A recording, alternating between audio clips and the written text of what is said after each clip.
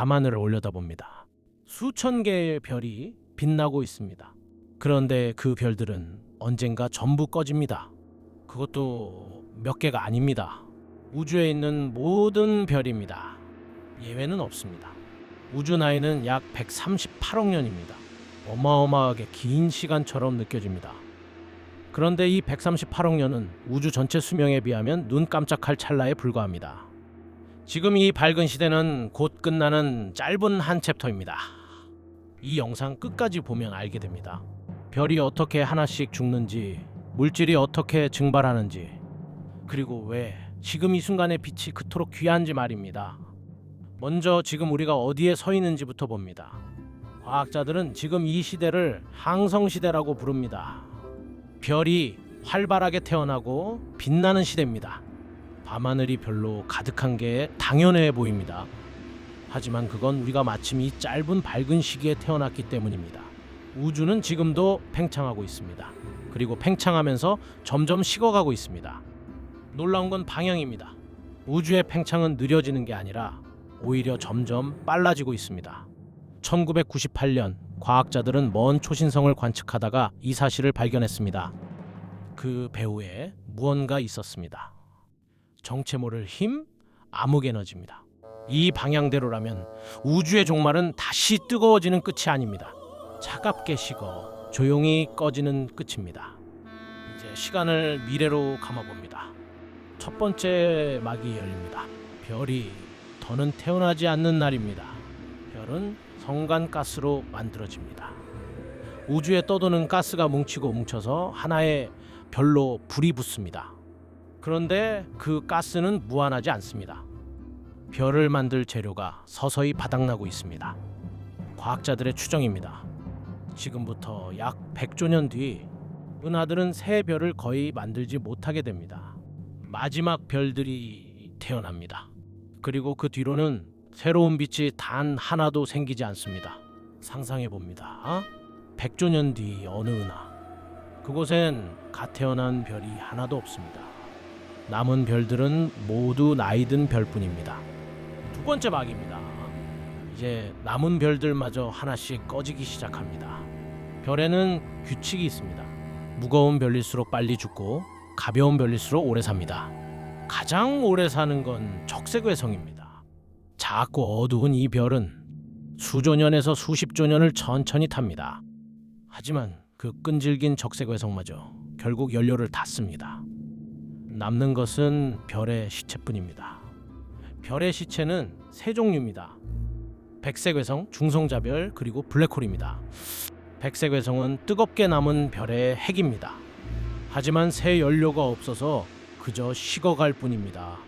수십억 년, 수조 년에 걸쳐 서서히 식습니다. 그리고 마침내 빛을 완전히 잃습니다. 이것을 흑색외성이라 부릅니다. 재미있는 사실이 있습니다. 지금 우주에는 흑색외성이 단 하나도 없습니다. 우주가 아직 너무 젊어서 식을 시간이 없었기 때문입니다. 추정으로 약 10의 14제곱에서 10의 15제곱년 뒤 우주에서 마지막 별빛이 사라집니다. 하늘은 완전히 어두워집니다. 이때부터를 축태시대라고 부릅니다. 식어가는 잔해들만 떠도는 완전한 암흑입니다. 상상해봅니다. 이 시대의 밤하늘을 올려다본다면 아무것도 보이지 않습니다. 별도 은하도 빛나는 그 무엇도 없습니다. 세 번째 막입니다. 여기서부터는 확정된 사실이 아니라 과학자들의 가설입니다. 물질 그 자체가 사라지기 시작합니다. 일부 이론은 이렇게 예측합니다. 만물의 기본 벽돌인 양성자조차 영원하지 않다는 것입니다. 양성자가 아주 느리게 붕괴한다는 가설입니다. 그 반감기 추정은 10의 34제곱년 이상, 아직 한 번도 관측된 적 없는 이야기입니다. 만약 이 가설이 맞다면 약 10의 40제곱년 뒤 백색외성도, 중성자별도, 행성도, 도통 물질로 된 모든 것이 서서히 흩어집니다. 단단해 보이던 모든 것이 빛과 입자로 녹아 사라집니다. 붙잡을 수 있는 물질이 더는 남지 않습니다. 만약 양성자가 붕괴하지 않는다면 어떨까요? 물질은 훨씬 더 오래 남습니다. 하지만 결국 블랙홀로 빨려들거나 흩어집니다. 결론은 같습니다. 방식이 다를 뿐 구조는 사라집니다. 우주에 남는 것은 점점 줄어듭니다. 네 번째 막입니다. 물질이 사라진 뒤에도 마지막까지 버티는 것이 있습니다. 블랙홀입니다. 블랙홀은 우주에서 가장 강력한 구조물입니다. 빛조차 빠져나오지 못합니다. 영원할 것 같습니다. 하지만 블랙홀조차 영원하지 않습니다. 스티븐 호킹은 이런 이론을 내놓았습니다.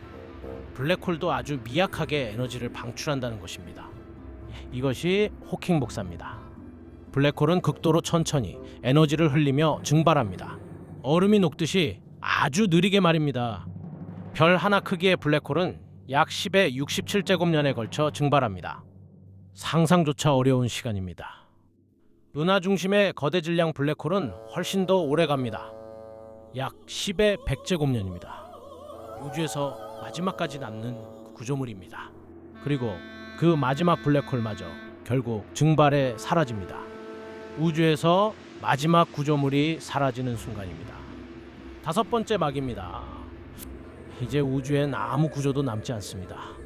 별도, 물질도, 블랙홀도 없습니다. 남는 건 무엇일까요? 서로 무한히 멀어지는 희박하고 차가운 빛과 입자의 옅은 안개뿐입니다.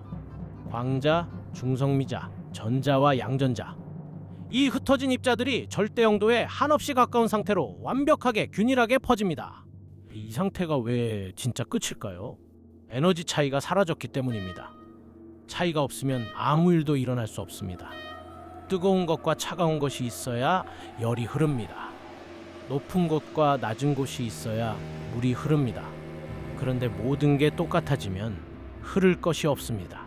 별도, 열도, 변화도, 사건도 없습니다. 이것이 열죽음입니다. 최대 엔트로피, 완벽한 연력학적 평형입니다. 시간은 여전히 흐릅니다. 하지만 아무 일도 일어나지 않으니 시간마저 아무 의미가 없어집니다. 그런데 여기서 중요한 이야기가 있습니다. 끝은 반드시 하나가 아닐 수도 있습니다. 과학자들은 다른 나설도 열어둡니다. 현재 관측, 즉 가속 팽창은 이 차갑게 식는 종말을 가장 유력하게 가리킵니다. 열죽음 또는 빅프리즈라고 부릅니다. 하지만 암흑 에너지의 정체는 아직 아무도 모릅니다. 여기서 다른 가능성이 열립니다. 만약 암흑 에너지가 더 강해진다면 은하도 별도 심지어 원자까지 찢겨나갑니다. 이것을 빅립이라 부릅니다. 반대로 팽창이 어느 날 뒤집힌다면 우주는 다시 한 점으로 붕괴합니다. 이것이 빅크런치입니다. 어느 쪽이 맞는지는 아직 확실치 않습니다. 과학자들도 정답을 모릅니다. 다만 어느 쪽이든 지금 이 모습은 남지 않습니다. 다시 지금으로 돌아옵니다. 여기서 깨닫게 되는 것이 있습니다.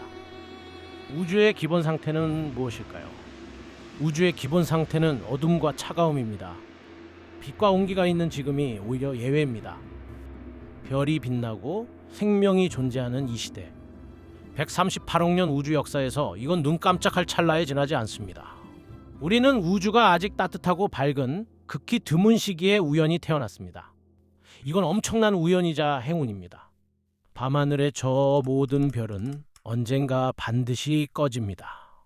예외는 없습니다. 그 사실은 슬프게 들립니다. 하지만 바로 그 사실이 지금 이 빛을 더 귀하게 만듭니다. 영원하지 않기에 지금 이 순간이 소중합니다. 끝을 안다고 지금이 무의미해지는 건 아닙니다. 오히려 유한하기 때문에 지금 이 순간이 빛납니다. 우주가 언젠가 완전한 어둠으로 돌아간다 해도 지금 이 창백한 푸른 점 위의 하루는 기적입니다. 오늘 밤 하늘 한번 올려다보길 바랍니다. 긴 여정 끝까지 함께 해주셔서 진심으로 고맙습니다. 여러분은 어떤가요? 우주가 언젠가 끝난다는 사실이 두렵게 느껴지시나요? 아니면 오늘 이 하루를 더 소중하게 만드나요? 여러분의 생각을 댓글로 들려주세요. 다음에도 이 창백한 푸른 점에서 바라본 우주의 또 다른 이야기로 찾아오겠습니다.